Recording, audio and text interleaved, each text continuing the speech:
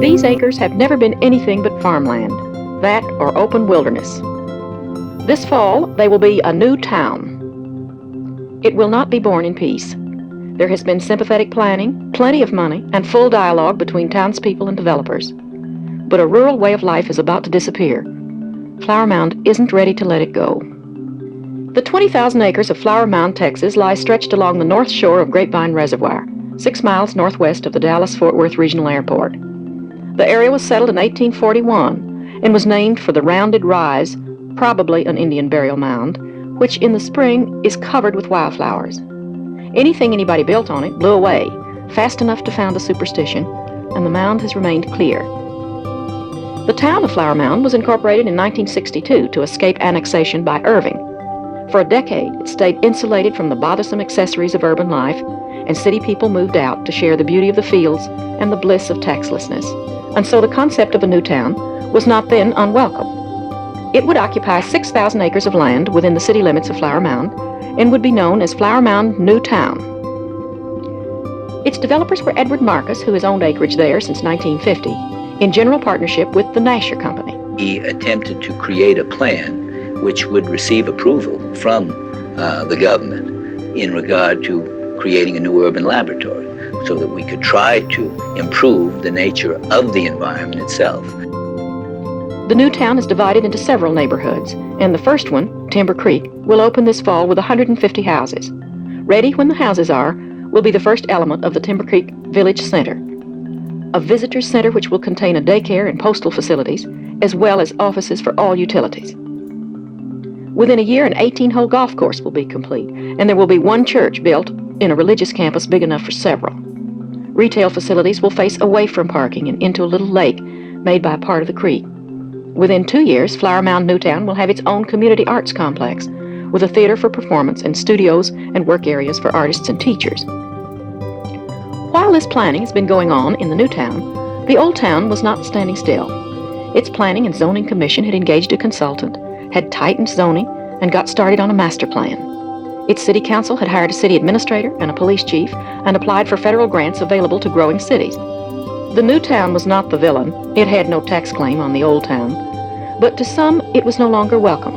It was a symbol of unwanted change. Ernest Hilliard strongly favored the new town at first, not after October. He gathered 420 names on a petition calling for a referendum on disannexation. We have no objection to developers coming into Flower Mound.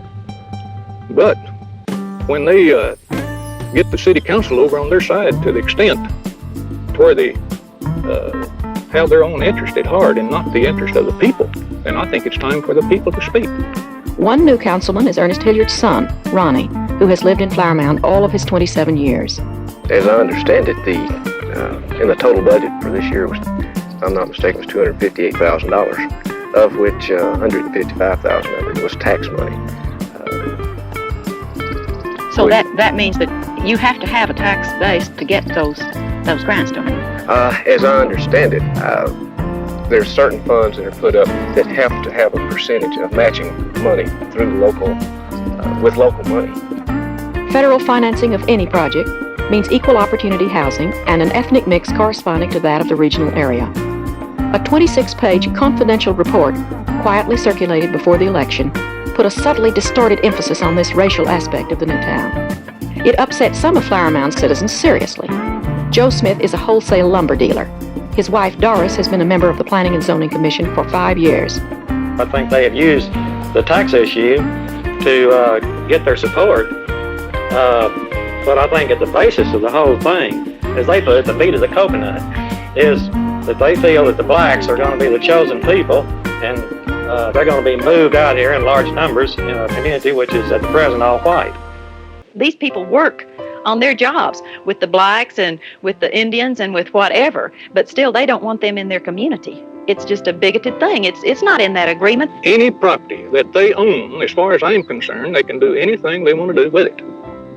I do not want them controlling all of Flower Mound. They can put a tent city over there, as far as I'm concerned, and you won't hear any objection from me. But if they start getting over on my property and telling me we're going to tax you out of existence, well, then that's a different story. I'm going to fight with everything I have. And so, for all the care of sympathetic planning, the immutable fact of change finds Flower Mound divided not only against its new town, but against itself. What I would like out of my city government is to be left alone. The growth in this community will be so large that I can't really envision, I can't see actually what it would look like. I can't imagine the growth. To me, it's like trying to visualize all the water in the Pacific Ocean at one time.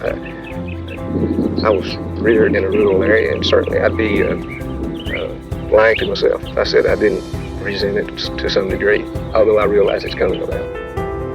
Flower Mound Newtown is typical of many planned communities that are springing up across the United States right now. It shares the same financial burdens in this time of recession. It also shares the unique concept of the totally self-sufficient community. Flower Mound Newtown is located 30 minutes drive time from Denton, Fort Worth, and Dallas. Within the next 18 years, developers plan to house between 60 and 65,000 people, with more than 18,000 homes and apartments. Right now, development is sparse. Homes are in the building stage. Only 5 are occupied, 30 sold. But over the long term, Flower Mound Newtown plans to support its own junior high school, recreational areas and commercial parks, restaurants and shopping centers. The idea of the self-sufficient rural community is a new one, but one that's rapidly gaining popularity around the United States. Another unique aspect of Flower Mound is a computerized system which connects all the homes to cable television, fire alarms, burglar alarms, and a medical warning system. With all these elaborate plans, Flower Mound Newtown developers admit there have been financial difficulties. Kaplan says Flower Mound began the project knowing that money would be hard to come by, and says despite inflation and slowdowns in planning, Flower Mound Newtown is one of the most successful of all planned communities. Betty Hoover, Channel 8 News. You're not going to find Flower Mound on many tourist maps. In fact, Flower Mound consists of little more than this busy intersection. But with today's announcement, Flower Mound gets a mark in the growth column. This is what most of Flower Mound looks like, but don't let the serenity fool you. The town is close to DFW Airport, and the open fields provide plenty of room for growth. There are only 5,000 people in Flower Mound. The label bedroom community wears well. Community leaders have been looking for a jewel like Formosa Plastics for a long time. The tax base that's involved, you can't build enough homes in 2 years' time to equal that kind of tax base. So what we're gaining really is twofold. We are giving in that we will cease to be, at some point in the future, the wide-open ranch farming community, but we don't have to lose our rural flavor or atmosphere. This is where the corporate offices will be located. Company officials say they have no intentions of building a manufacturing plant, and that sits well with the townspeople, who don't want to be bothered with the environmental hassles. The Formosa relocation is the first step by city officials to keep people from just passing through. Clint Bond, Channel 5 Action News, Flower Mound.